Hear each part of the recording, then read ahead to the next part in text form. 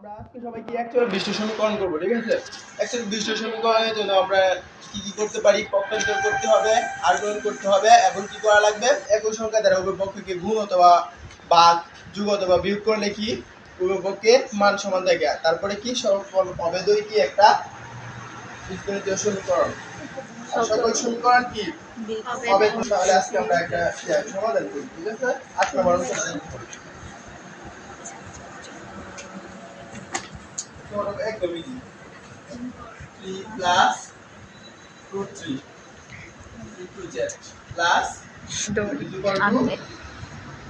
5 plus 3 root 3. এখন আমাদের কি হলো? 3 plus root 3 into z is equal to 5 plus 3 root 3. এই যে প্লাস 2 টা কি হবে? মাইনাস, এদিকে আসা মাইনাস 2, ঠিক আছে?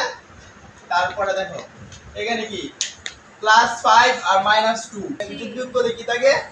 প্লাস 3 না? 3 plus 3 into z 3 root 3 plus 3, ঠিক আছে না? এখন দেখো এখানে কি z কি গুণাকারে আছে না? জি। কি এই পাশে চলে গেলে কি ভাগাকারে যাবে।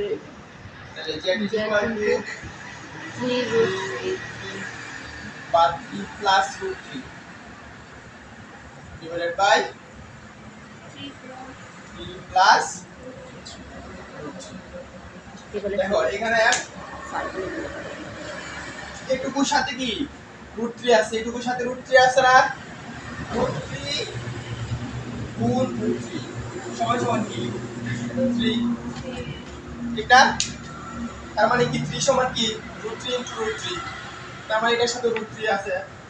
তাইলে আমরা লিখতে পারি z is equal to root 3 common নিতে পারি না?